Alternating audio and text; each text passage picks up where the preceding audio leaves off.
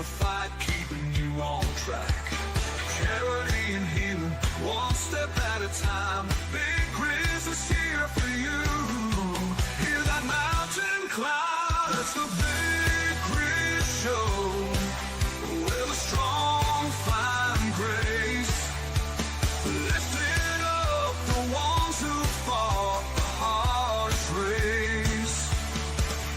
With a laugh, a growl, and a mission so true, Big Grizz is here for you.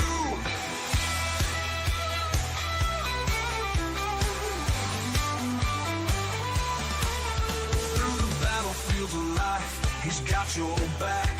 A brother in the fight, keeping you on track. Charity and healing, one step at a time. Big Grizz leads the charge. Hear that mountain climb? It's the Big Grizz Show, where the warriors meet, finding hope and honor, taking back their seat. The Big Grizz Show. Tune in and stay a while. Healing hearts with that rugged country style. Oh, yeah.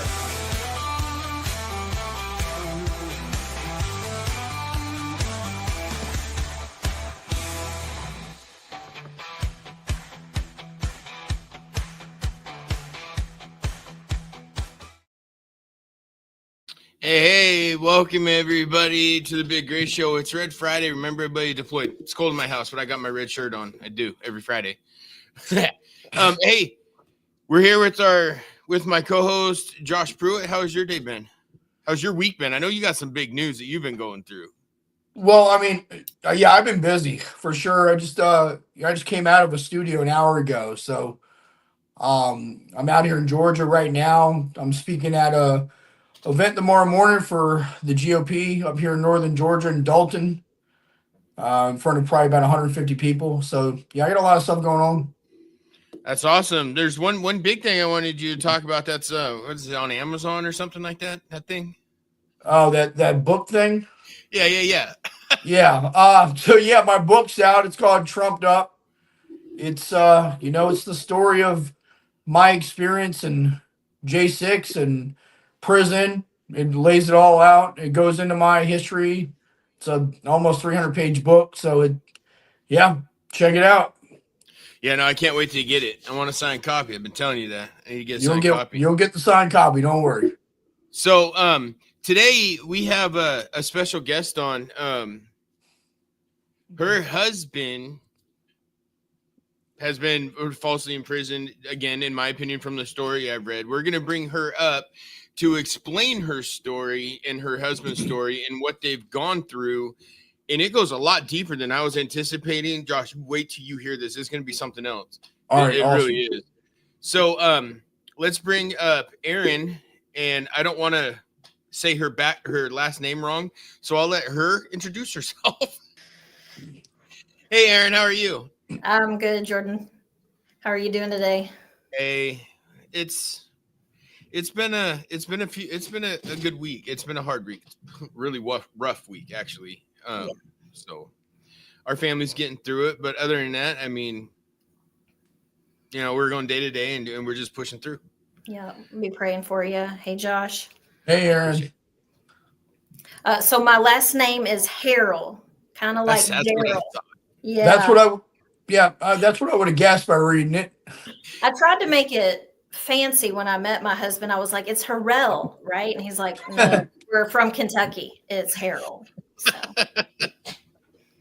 That's too funny. So can you give us a background? Can you introduce you and your husband and kind of just an introduction to you, like his past and what's brought him to where he's at? Sure. So my husband is Jeremy Harrell, and he's an Army Combat Veteran, and he is currently serving time in federal prison. He was charged by the federal government with theft of government funds because he volunteered too much while receiving VA benefits. His volunteerism, our volunteerism started really back in 2017. He had lost quite a few brothers to suicide and just really was identifying that isolation, just, missing that camaraderie. It was a real issue. So he started a Facebook page and we just kind of thought it would just get a few local, veterans together at Cracker Barrel or, for breakfast. And it just kind of grew and grew. And in 2019, we became a nonprofit. Just the need was there. People wanted to donate, and we were never thought to become a nonprofit. We were just figuring it out as we went, and just had a real passion to, be in community, serve others. Maybe try to keep them from going through the same things that Jeremy had been going through post-service, shorten what they were going through. And then also as a spouse, just really passionate about getting families and their kids involved as well. Well, and then being a spouse, you have the military spousal side that families need. Yes. My wife would definitely probably love talking to you on how to deal with me. That's just... Yeah. Well, and there can be a lot of resources available for veterans, but usually the families and especially the kids are, a little left in the lurch sometimes. So, we wanted to create an environment, number one, that did not, it wasn't specific to a branch, wasn't specific to an era of service. If you signed the dotted line, didn't matter if you went to combat, nobody can control for that. When you enlist, we just wanted it to be welcoming. In fact, our motto is doing life together. And so that's what we tried to do. So it was obviously it's Veterans Club. Was it just centered more around like the mental side of it for vets, trying to help with that, or were you guys pushing other things trying to help? It started with the connection piece. So it really wasn't about a clinical approach at all. It was, if you had to give it a label, like peer support, right? Like, more of the connection, camaraderie, just being in community, understanding each other. I mean, I am a clinical therapist now. I actually became one later in life. I just really wanted to understand what my husband was going through. And it just led me to go to school and become a therapist. So I work in addiction recovery now. But so it started out again, just getting folks together. There was a lot of like coffee meetups and then getting together at baseball games, things like that. I, growing up in Kentucky, have been around horses my whole life, and horses were a big part of that. And so we actually, Jeremy had gone out to Warhorse for Veterans, if you're familiar with that. I've heard about him, yeah. And I think their model has changed. This has been since like 2017. But the horses were real impactful to him. And when he came back, I just saw a real change. And so that kind of led to him being on the Today Show at that time with Warhorse. And Megan Kelly was like, and Jeremy's going to do this in his home state of Kentucky. And we just looked at each other like, what did she just say? I guess we'll figure it out. So I had a friend, her husband's a Marine, they have horses, and we were just like, well, we'll just invite some veterans out and see how it goes. And it just kind of evolved. And so we have a nationally recognized equine program. Wow. We don't really call it equine therapy. It's more of a peer facilitated environment. You guys grew to like really big then. I didn't realize that. Oh yeah. The History Channel has featured the equine program. We've been on the 700 Club. Jeremy's been on Fox News, CNN. He's been on quite a few. But it was a testament to what we were doing was working. And wow, that's amazing. Yeah, it was, we're a faith-based nonprofit. So we just give all the glory to God, honestly. Yeah. Oh yeah, no, we did the same thing. I'm not gonna say work with, but I know a few of the foundations out here on the West Coast that basically they started it to bring and to get that to bring that brotherhood back that we all miss. And Josh, you can equate to that because you getting with your friends, especially with the J6 group, you guys all went through something together. So you have that common bond. Yeah. And I do that out here where I'm at with fishing and like Mission Outdoors and Operation Sasquatch and all that. We have, it's all centered around being outside, whether it's fishing, hunting trips, or, you know, getting a bunch of guys just to go camping or hiking or something along those lines. That's really cool. I did not know that you guys at Veterans Club was that big. Yeah, it really evolved because, you know, honestly, just because we're in Kentucky, I know everybody thinks we all got a horse in our backyard here. Only about 50% of us do. But not everybody likes horses, right? So again, people would come to us and they're like, well, how about Jeeps? And we're like, heck yeah. So we have a Jeep, it's called Operation Jeep Build. And we had our first Jeep was donated to us. They had some...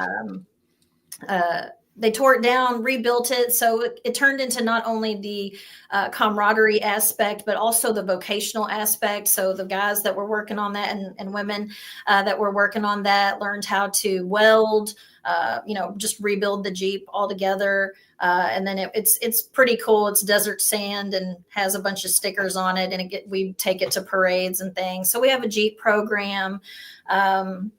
We have an assistance program, and that assistance, we call it VCAP, so Veterans Club Assistance Program. We do financial assistance, you know, case management, support people with just getting some utility bills paid. Or we've had folks that are like, I'm moving and I have no one to help me. And we just get a bunch of volunteers together. We help them go, you know, put it in the U-Haul, just any assistance. But it's just anything that creates connection and support within the veteran community. That's amazing. So is it safe to say you're busy? Yeah, right. We were super busy personally until the feds put the brakes on. Yeah. Wow. I mean, it sounds like you guys are doing all the right things for the right reasons.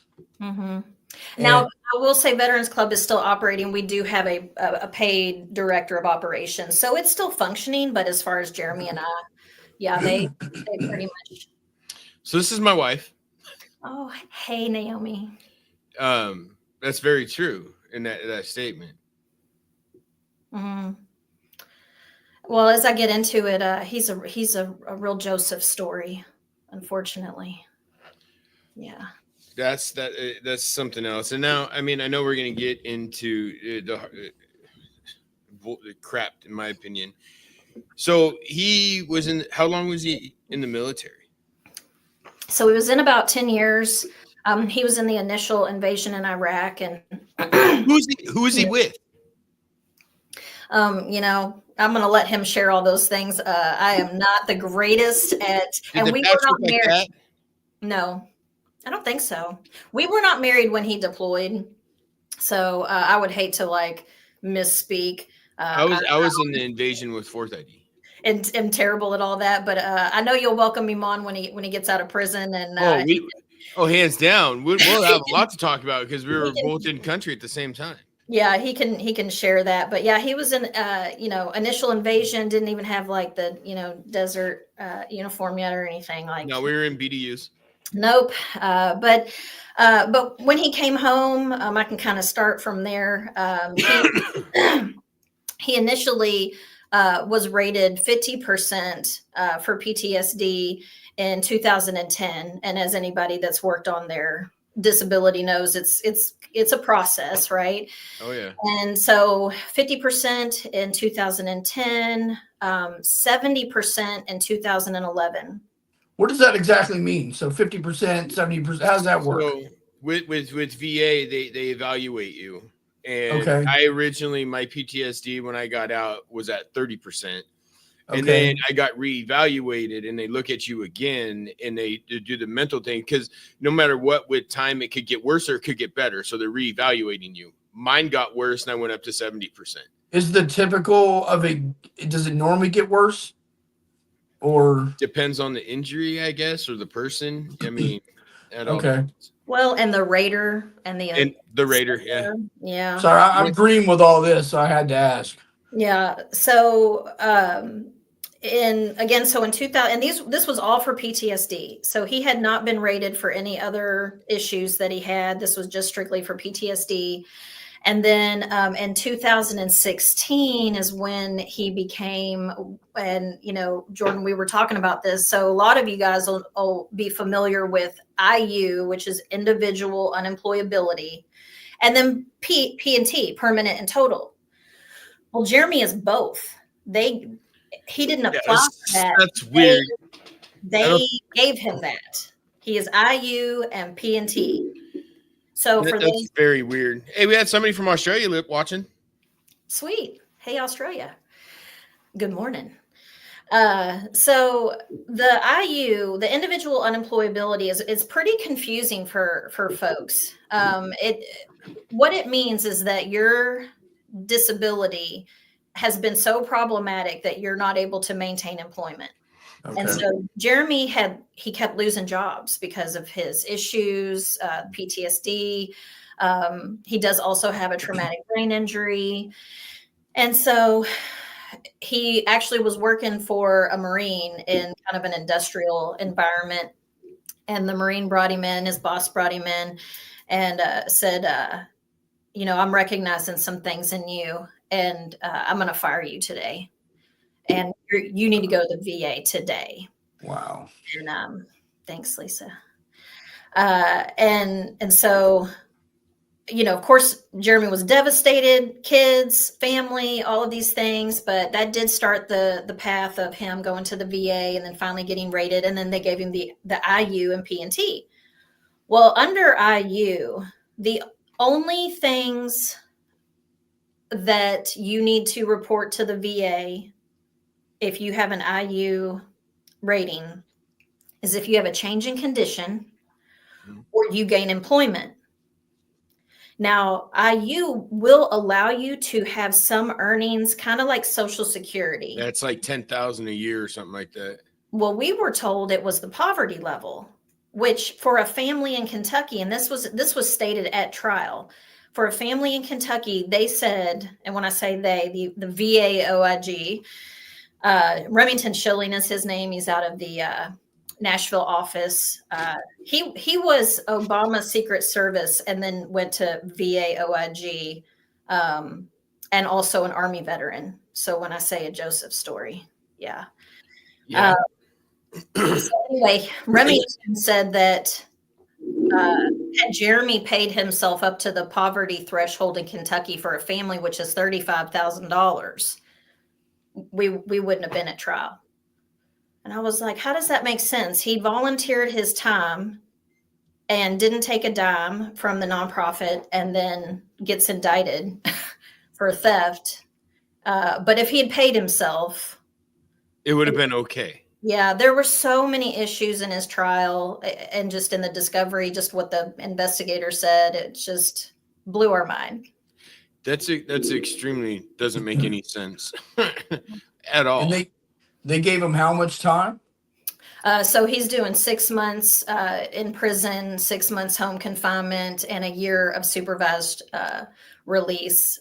And what was interesting is the U.S.A, so prosecutor, wanted way more.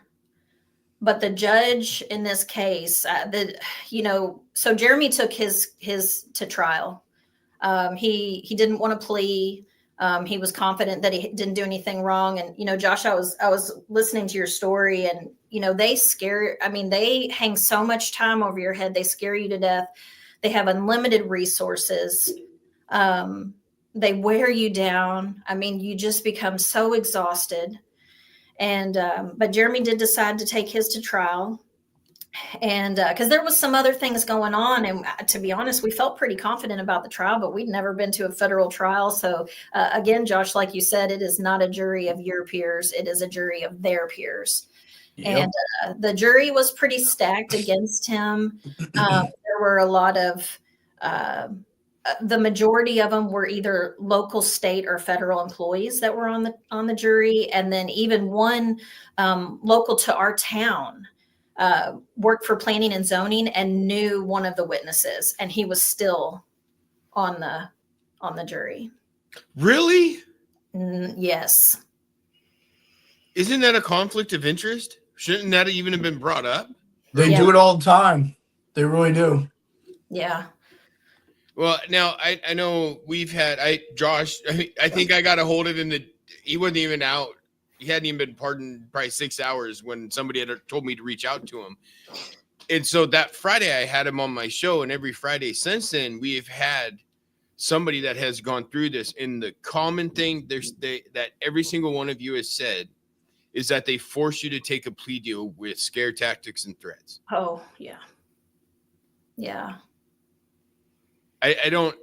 And they make you believe that you did so much more than what you did. I mean, I'm sure they did the same thing with your husband, with Jeremy. And with me, when they sat me down, I'm sitting there thinking like, damn, did I plan the whole thing? That's how they come at you, to the point that where you're almost questioning, did I do something wrong? Mm-hmm. And I'm sure Jeremy probably went through that same threatening process. It's a very threatening process. And again, here's what's interesting, that a lot of people who have, if you've never been in a relationship with the feds in this way, right? Once you're in their crosshairs, I mean, only 2% take their case to a trial, and they have a 99% conviction rate. And just as Christians, we just thought God already has it written, and we're going to just go for it. And we did. I will say we were pretty confident that he was going to get a not guilty. So hearing guilty was hands down probably most devastating moment, aside from, living with him in prison right now.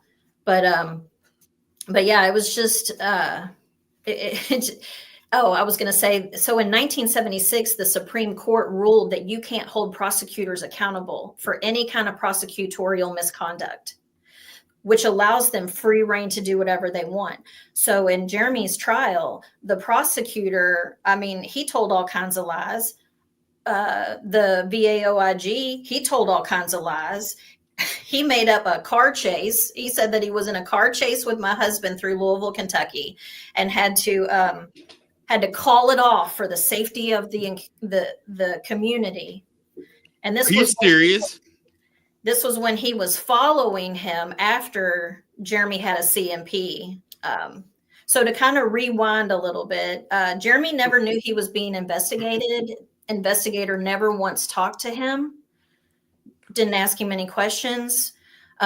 We knew something strange was going on because it was September of 22, he was called in for a CMP. What's a CMP? Compensation and pension exam. Oh, that's what you're talking about. Okay, that's through VA. Yeah. I've been getting a lot of those right now. Yeah, so that's the exam that you get as they're trying to navigate what rating you're going to have. Well, when you're a veteran that is permanent and total, you are told you will never have another exam. Your disability is unlikely to ever improve. Go on, live your life. Are you talking about being IU? Because that's not permanent and total. Well, Jeremy's IU and P&T. Yeah, P&T, you can keep going back and having everything reevaluated. Where IU, once it's set in stone that you're IU, maybe it's the IU. Yeah. Well, he's both. So it's it's pretty confusing. So when the government is trying to tell you, like, you intentionally, stole your VA benefits, it's like, how did I intentionally do this? You all hardly give us any decent information. And so anyway, he was told that he would never have another CMP. So when he gets called in for a CMP in 2022, we're talking, he had been total permanent IU since 2016. And he's like, I don't know what this is about. This is really strange. So when he goes to the CMP, because, if the VA tells you you got to do something, you kind of got to do it. And so he's like, well, I've had 3 CMPs before. And I went with him. We met. I was in school at the time, and we don't live in Louisville, but that's the VA that he goes to. Mm-hmm. So we met up, and because he was kind of like, what's happening? I don't, and he said, well, all the CMPs I've ever had, they were like about an hour or so. So just hang out in the waiting room and I'll be out in an hour or so. 4 hours later, he comes out and he is like white as a ghost. And I'm like, what has been going on? I've been sitting here for 4 hours. He can't answer his phone. You know, he's in. And he was just like, that was not a CMP. And I'm like, what happened? And he said, so it was a psychologist with the Louisville VA. Her name's Dr. Sophia Marzano. Mm-hmm. And she asked him questions that were not on any CMP he'd ever done before. And they were very specific questions. And what turned out to be was that the VA OIG was listening to this. He was using her as like a surrogate. He was using her as a spy or whatever, where Jeremy didn't know, but shoot, the double spy or whatever they're called.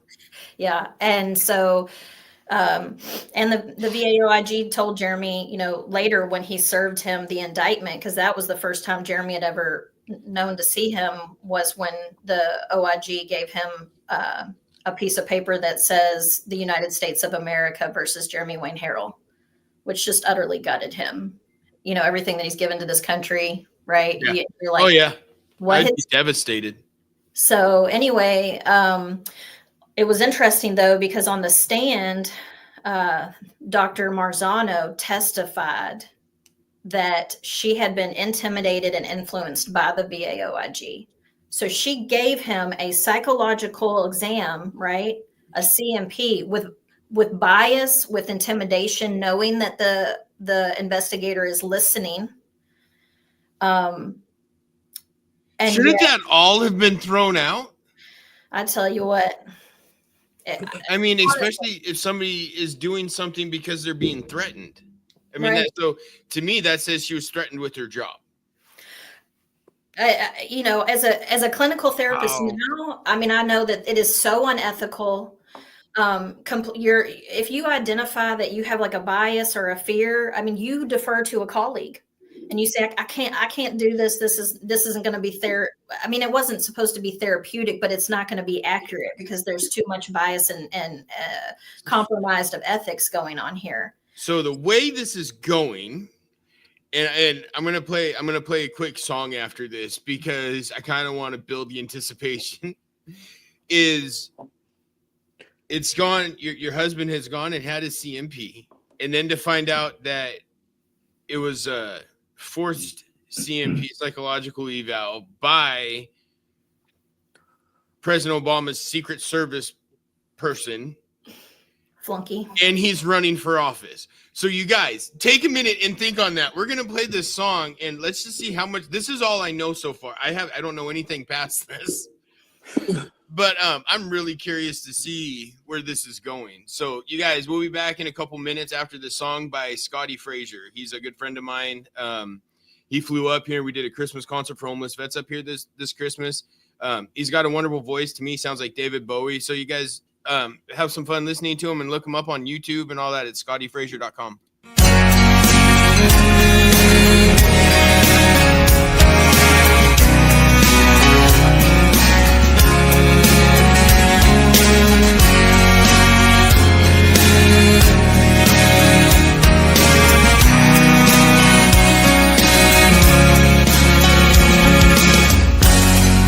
Listening to my heartbeat pound as daylight fades away, a haunting old familiar sound. The guns go silent and I pray. I'm reading all your letters, I can't get you off my mind. Smoke the day's last cigarette, thankful I'm alive. Mine's not to wonder why, it's just to do or die. Mine's not to wonder why, it's just to do or die.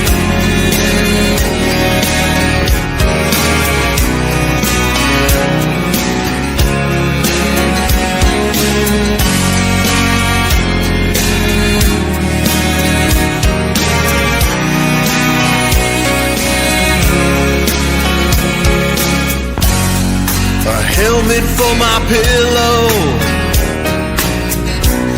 I rest on broken glass. Only heaven knows how long can this all last. I lived another day, but trouble's all around. The guns have fallen silent tonight, but the silence is so loud. Mine's not to wonder why, it's just a do or die. Mine's not to wonder why, it's just a do or die. I look up at the stars, through smoke I see the moon, and I wonder where you are at home tonight, if you can see it too. Another burning city lights the fires in the night. I lie to myself and say that I'm not afraid to die. This war is taking me so far from you,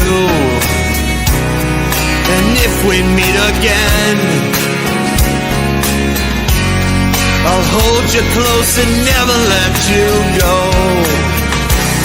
But until then, mine's not to wonder why, it's just a do or die.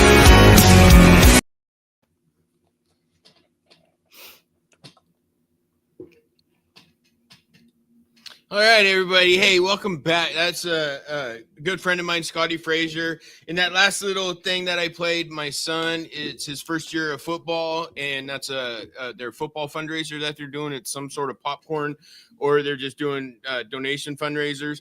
I'll put it back up here again if you guys want to. The QR code takes you right to everything, and the popcorn looks good. It's like cheesy popcorn, sriracha popcorn. It's got all sorts of weird stuff in it. Looks good. So you guys, welcome back. Now we had hopefully the anticipation built for you guys. We jumped up about 15 viewers. So what we're at so far is Erin's husband is a prior service, is a veteran, a combat vet, just like me. He put his life into helping vets. Just like all vets do, to getting to the point to help them, and he did his VA and blah blah, all of that. Well, come to find out, it's turning into now. They were talking about possibly him could be running for an office. You had mentioned that earlier, and they pulled him into his CMP and was being the appointment was pretty much forced and threatened to be swayed one way to make him look like this horrible person, which the guy that forced this on was President Obama's Secret Service, and now works for VA. Am I somewhat close on this? Very on the ball there. So you're talking about a VA, OIG, right? Bureaucrat. He's an Obama Secret Service, Biden VA OIG. And when we went back and looked at the discovery of the sort of the path, because we didn't know what was going on. There's this CMP that occurs September of 22, but they never heard anything after that. Never heard a thing after that until Jeremy was indicted in October of 23. But when we looked back at the discovery, what we realized was when we were looking at, we were told that the case opened in October of 21. So they had been looking at him since 2021. And that year in June of 21, he had kind of, thought about running for a local state Senate seat here. The news reported that. We decided that was not the life for us and weren't really interested in doing that. Then you had the Afghanistan withdrawal in August of 21. And, just a terrible time for our country, for our veterans, for our, active duty members. And Jeremy publicly, spoke out against the Biden administration in regards to that withdrawal. So you have him kind of toying around with a political seat. You have, talking about this terrible withdrawal from, somebody making a voice for themselves and then speaking out against the government, just like a lot of us did. And then within about 4 months, the investigation opens on him. And, when I think about that, the investigation opened in October of 21, and it took him until October of 23 to indict him. I'm like, well, if he was doing something so wrong, why did it take you 2 years? So what we found out was that they knew what they wanted to do to him, which was silence him, imprison him. They just didn't know how they were going to do it. And so it took a really long time for them to figure out. And then when we go to trial, so he was charged with theft of government funds. And so they're accusing him of stealing his VA benefits, the benefits that the VA deemed all of their providers. The only one provider who said that Jeremy did not have the level of disability was the one who was intimidated by the investigator. She is the only one, and he's been going to the VA since 2010. So no way. What I'm guessing too is like, and I've heard of this kind of stuff like from different people from the feds, like as far as like drug cases, where they will let them build up so that they can basically say they had a higher quantity of drugs that they got caught with. And I'm wondering, was it the same thing, but was it just the money? They wanted the money to add up more? Yes, exactly, Josh. Okay. I think there were a couple of things at play here, because that was one of the issues, is that, again, if you thought Jeremy was doing something wrong, why do you continue to let him receive those benefits? Right. And it's because the greater the financial implication, the greater your sentence. Right. He was looking at 10 years. I mean, that sounds like entrapment to me, basically. That it really kind of does. I mean, it really is. I mean, you got somebody threatening to push to get it to change the narrative against him when it wasn't that way. Yeah. When the indictment came out, the financial implication of it. Now, you also have to understand that they were only going after the IU portion. So again, if you are familiar with VA benefits, so basically when you get IU, so he was 70% for PTSD, and he still is, but they found, they decided that because he could not maintain substantial gainful employment, he would get the IU. So that's that extra 30% that pushes you up to 100%, which, to be honest, I would advocate for there not to be IU. I would too. And then 100%, make them 100%. Exactly. Now, do they have him is he at a camp? Is he at a low? Like, what facility is he at? So he is at a satellite camp, okay. Which I will just say, everybody thinks, oh, it's a camp, it'll be a little bit easier. It is not. The COs are, they're a little bit worse, because a lot of the folks at the camp, they've either walked their sentence down or they've got a shorter sentence, so they're going to get out soon. So the COs can be a little bit whatever. Whereas when they're at a, anything greater than a camp, they're a little less, because a lot of those guys there don't have much to lose. So what's the difference between a camp and then you said the different? I'm not understanding. Is a camp like low security? It's supposed to be the lowest security, but so it basically goes camp, low, medium, penitentiary, and then maximum ADX. So that's how it goes. And so a lot of the times, blue collar crime is typically supposed to go to a camp. And then like I think I mean, obviously prison sucks no matter what, but I think your sweet spot is the lows, because exactly what she was just saying is that, you know, the violence and everything, you're left alone a little bit more.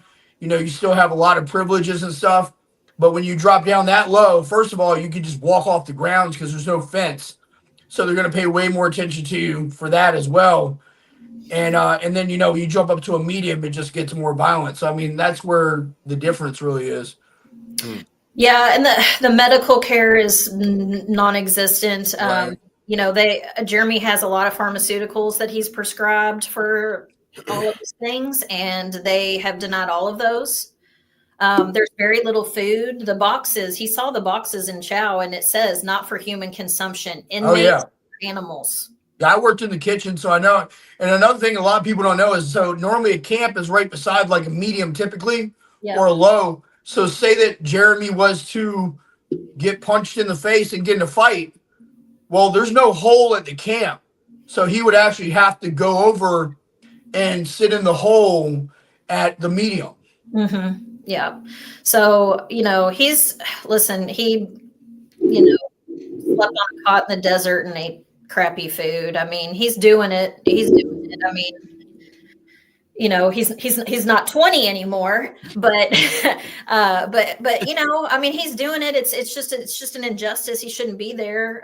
There's a lot of people that shouldn't be there. There's a lot of people that, you know, doctors made a mistake on Medicaid paperwork and they got him for Medicaid fraud, even though it was the billing supervisor. I mean, it's just crazy what the feds will go after, and they love that, you know. But that's what was really weird with Jeremy's case, because like I was saying with that IU, it's only that 30%, right? It's not the whole entire VA benefit. And so what they did was they waited, right? They tried to build up some time.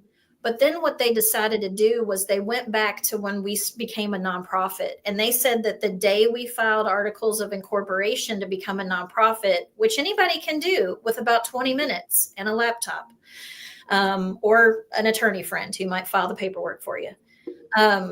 That was when he started lying to the government about being disabled, was back in 2019. So they backdated it from 2019 all the way to 2024. So there were really, that's about 6 years, 5-6 years to build that up.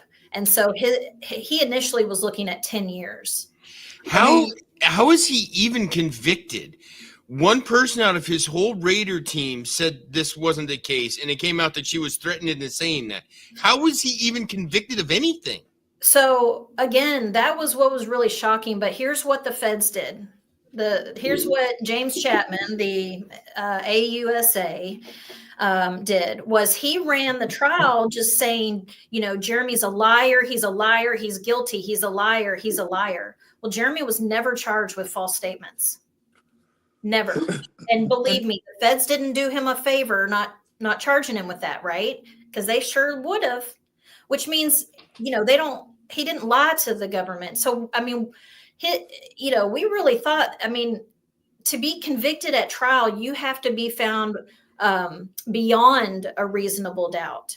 And there was plenty of reasonable doubt. The only form that a veteran will get when they have this type of disability, again, is has your disability changed, which it did not, and have you gained employment, which he did not. So he followed all of the VA policies that he knew. He was constantly engaged in therapy. And get this, the VA mental health teams came out. They saw what we did with the horses, with our equine program. They referred people out to us. They would hold town halls in our VA in our Veterans Club headquarters, because they knew people weren't going to come to the VA. Yeah. They used our nonprofit. We never charged them a dime. Now, again, this is the health side versus the benefit side. But we worked to try to restore some confidence, you know, with the veteran community in the VA, only to have the VA, the big VA, right, you know, turn around and charge him with theft. But I think to go back, the reason that he got the guilty verdict, one, it was a stacked jury. It was not his peers. Yeah. I think it was very problematic that that other juror knew one of the witnesses for the prosecution. And then the prosecutor just saying, he's a liar, he's a liar, he's a liar. And he would say, he's a CEO. So when you file articles of incorporation for a nonprofit, somebody has to be the officer, right? And it was his baby, right? Like it was his idea. And so somebody had to be that. And he's kind of he's the face. He would advocate. He did some legislative advocacy. So here we are with that politics stuff again. So he had a title of CEO on the paperwork, right? And so, this jury who we watched them, I mean, they fell asleep during the week because let's face it, even though it's really upsetting and, we're just in crisis mode, to them, they're like trying to understand VA policy and nonprofit policy and federal law, like in a week. And that's boring to them. So, but at the closing statements, the prosecutor said, if you think Mr. Harrell could be a liar, you can find him guilty. And see, this is part of the problem between say with the feds and between state. So a lot of times somebody will catch even a gun charge in the state, and the state will drop the charges and the feds will pick it up because the burden of proof on the feds is a lot less. They can pretty much convict you off of hearsay, where on the state level, they really actually have to show a little bit of proof. Yeah. And that's a big problem. And it happens with a lot of the drug charges too. Yeah. And I mean, there's a saying that the government can indict a ham sandwich. Yeah. Because they can do what they want. And so yeah. And, Jeremy's attorney got up there and tried to remind the jurors, this is not a case about false statements. Lying is not the issue here. It is, is there proof of theft? But here's the other issue. They let the juror, they blocked Jeremy's witnesses. So he didn't even get to have witnesses. So he had no witnesses on his side. It was only on the prosecution side. For the most part. He had a couple of witnesses like our director of operations, but they would not let his therapist be a witness. And we also had a witness that works at the VBA that wanted to testify on Jeremy's behalf. But because both of those people work for the government blocked them. They wanted to testify for him. They would have had to quit their jobs to testify. And I don't fault them, for that. But they let the jury out at 4:30 on a Friday. And the judge even said, hey, if you all can't make a decision now, we'll come back on Monday. Do you really think they want to come back on Monday? No. I would say they had it Friday night. Sleeping in the courtroom half the week. So 4:30 on a Friday, they went out. We were on the front lawn of the courthouse, and we saw half of them go out the side door and take a smoke break. And I'm like, isn't that a little social? Like, are they supposed to really be doing that? We saw them go back in. They called us right back in, said guilty. And they got to little. And this was after half an hour? It ended up being just over an hour by the time we watched them walk out. But going to what you were saying, Josh, too, when they spend a lot of time looking at you, what they do is they bulk up the discovery, and so we can't confuse discovery with evidence. Right. Yeah. Yeah. But people who don't understand the process think they're the same. So what they did was they printed out all of his medical records. And if you're talking about somebody who has gotten regular, generally weekly medical visits at the VA since 2010, that's a pretty big medical file. They printed all that out. They printed all the social media out for our nonprofit. They printed out all of his personal social media. And then they put them in binders, and then they put them back on the table where the jurors were going. So think about if you were a juror and you're going back there going, look at all this evidence against this lying CEO. Right. And then you got the guy over here that's like, well, one of my buddies is a witness and he says this guy's a liar. So, and also one of the things is that they only have to, the jury only had to decide whether he stole at least $1,000. That's also, yeah. Wow, there's so much. Yeah, if you're in their crosshairs, they will win. If they want to get you, they're going to get you. Yeah. I mean, are you guys going to try and go any higher or try to go back after anybody doing this? Because, I mean, this is just something else to me. So here's one of the reasons that Jeremy went to trial is because in 2017, so sorry, I get emotional about this part. It's okay. So he went through a season where he was going to different retreats, right? I talked about War Horses. He went to a place in New York. He went to Mighty Oaks. He went to Lone Survivor, that's now Red Wing, I think they changed their name to. So he was going to a lot of retreats. Well, he went to this retreat up in New York, and there was this little chapel. And, he'd just been in this dark place for so many years. And he was a young man when he was put off for his injuries, still in his 20s. And he's like, this cannot be my life. Like he wanted a career in the military and didn't get to have it. And he went in this chapel and he said that, and that this is his story to tell, but, he asked God to use him. He asked God to use him for his kingdom. And I think that's why Veterans Club grew. Like I said at the beginning, the glory goes to God. Like we just tried to do what we felt like God was calling us to do. Neither of us have ever been paid by the nonprofit. It's our mission. And that's what we did. And when this happened, he thought, if I don't fight this, if I plead, then that means there's no other case like Jeremy's in the nation. This case sets precedence because it is the first time. Now they have taken IU away from veterans who have volunteered, but they've done it administratively. Yeah. And I would say that too. Like, why did you come after Jeremy and criminalize him and give him a felony?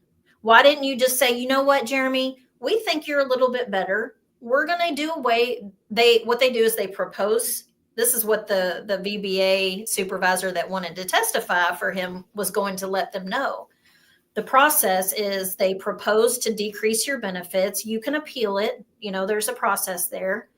And then if the decision is to decrease the benefits, they give you 2 months to get your stuff in order because they know you've been living off of this certain income.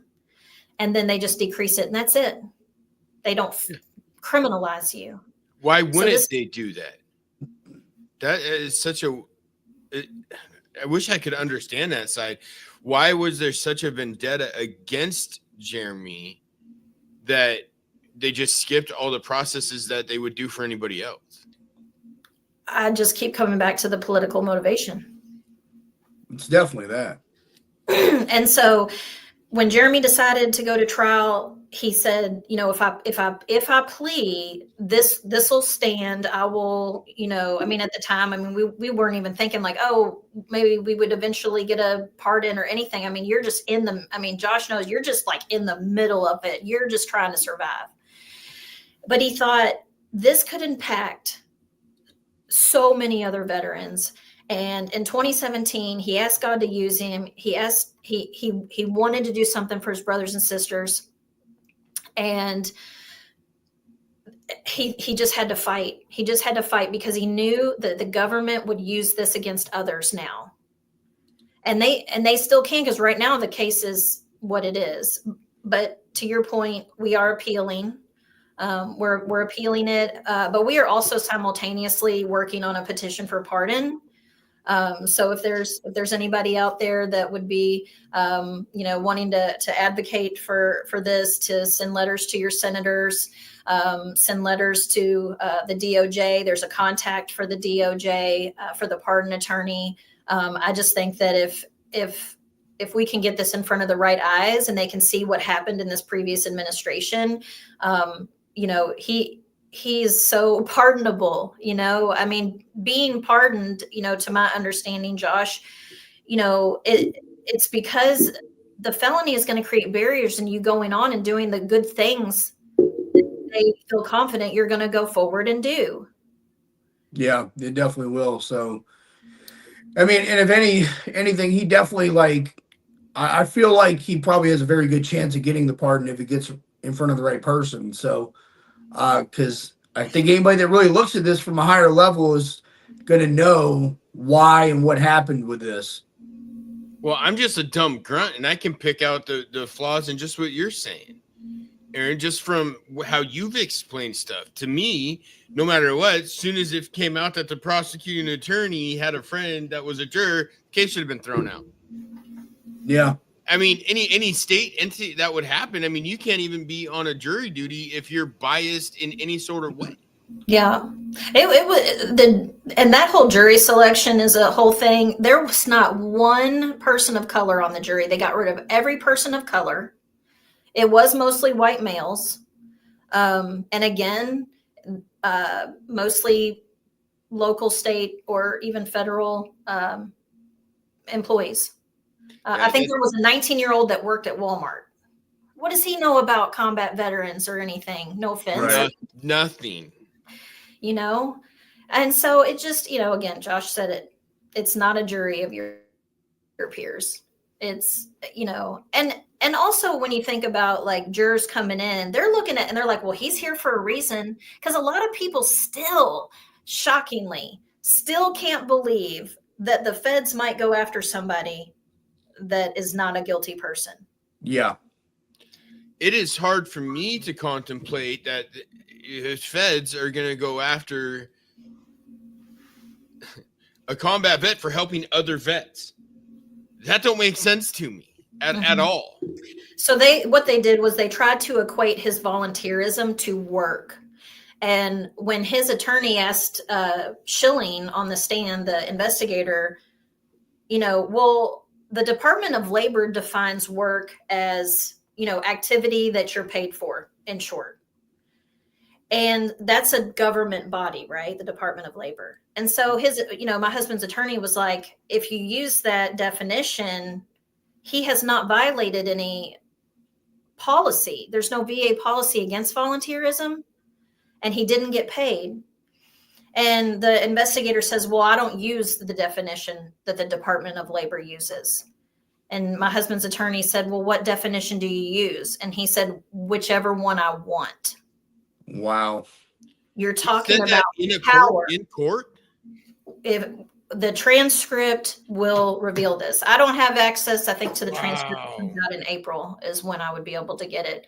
But that's burned into my brain because I'm sitting here thinking, you're asking a jury to find beyond a reasonable doubt, but then you're telling the veteran that there's no the VA has no definition for work. They have no definition for volunteerism, and they have no definition for activity. So how do you expect a veteran to know what the definition is of the substantial gainful work activity? Like, wow. You know, so and it just, is this attorney just the federal attorney for Kentucky? So the way that works is you have the U.S. attorney for each state, right? Okay. And Kentucky has two. There's an eastern one and a western one. I don't know if all states are like that. And this is an assistant U.S. attorney. Sounds like some emails need to go to Pam Bondi about this, about that attorney's name, and giving that case up, saying you need to look into this.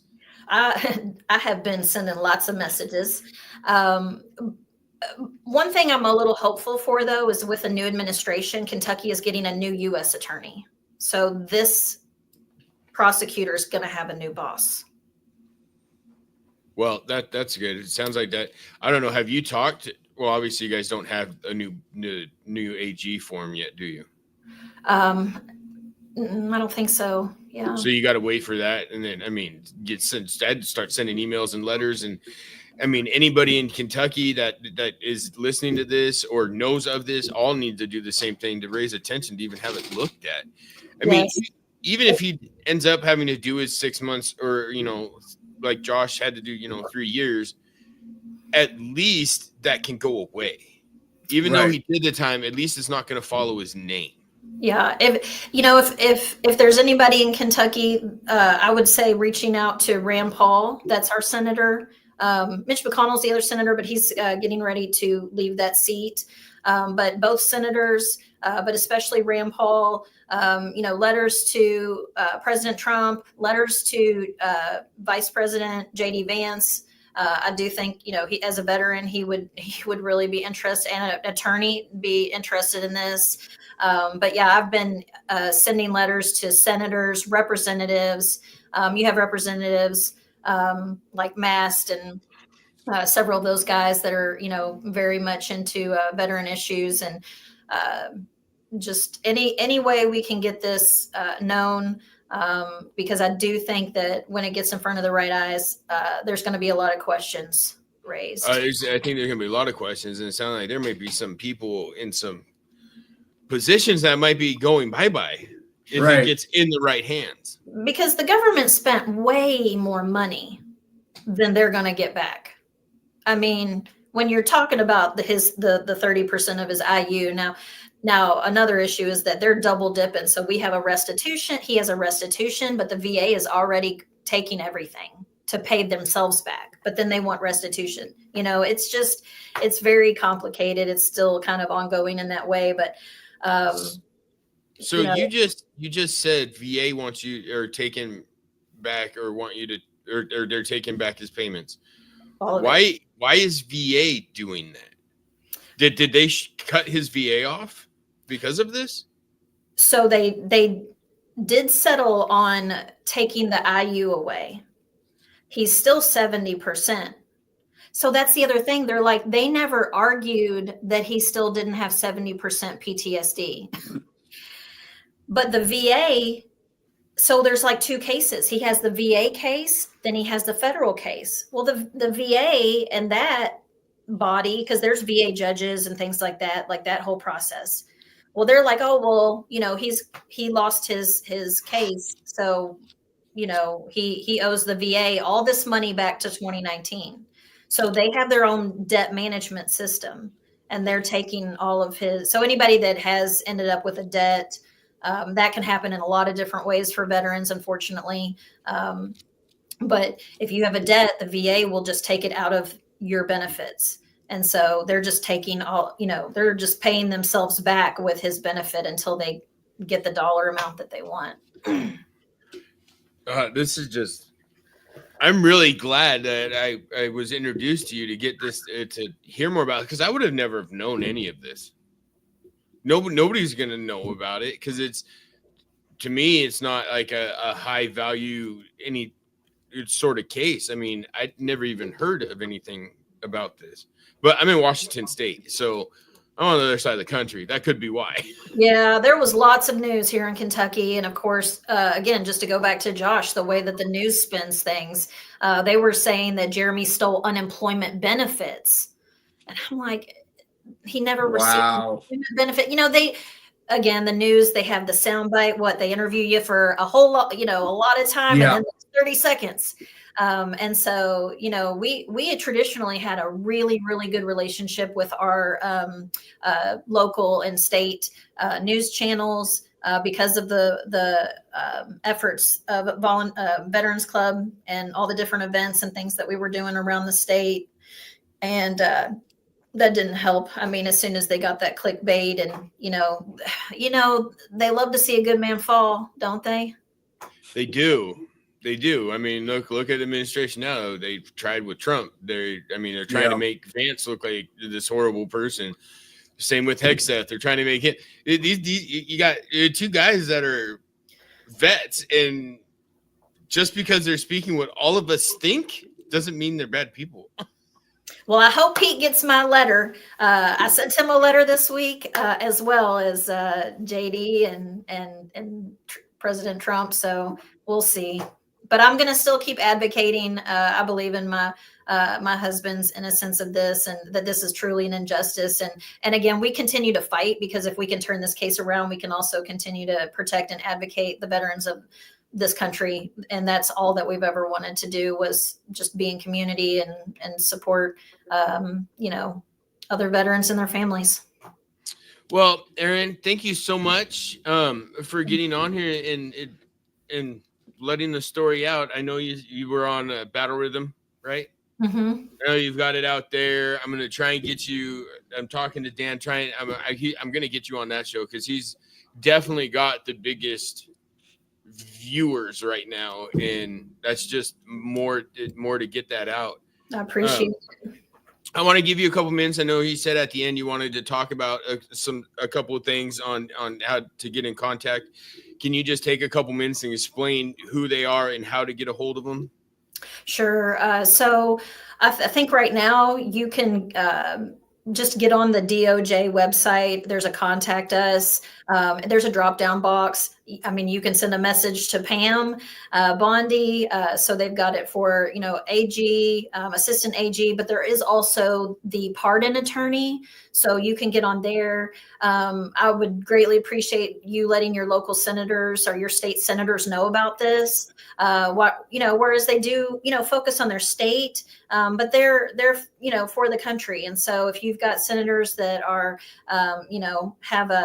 have a heart for veteran issues, just please write them, let them know about this case. I just know, again, that if we can get it elevated, we are, working on the petition for pardon. We are working on the appeal, but we will continue to just take it as far as we have to take it until there literally is no other route. Well, I appreciate that, and we'll do what we can to help. I mean, I'll definitely share this out everywhere I know, and I'll get on there and write a message. So thank you so much for being on the Just Show. Josh, thank you as always for being here, making it this week. Yep. I will be back next week. I offhand can't remember who it is. I got to look at my calendar, but I will be. We will be back next week with, I think it's another J6. I got to remember who it is. But until then, you guys have a wonderful week, a great weekend, and I'm gonna put my son's little fundraiser thing up and then roll in the credits, and we'll see you guys next week. Thank you. Thanks, guys. Erin. See you, Jordan. See ya.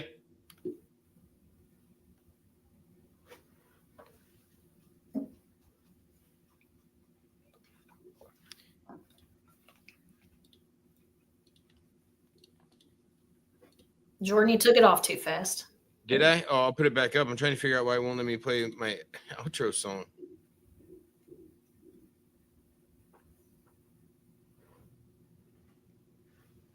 So on that, you guys just got to, if you want, just click the QR code and it'll bring up a fundraiser or the popcorn side of it, or donations. Anything will help my son. It's his first year at football, and we're trying to help the team as much as we can. So do you need that back up there again, Erin? I got it. Okay. You guys have a wonderful day, and we'll talk to you guys next week.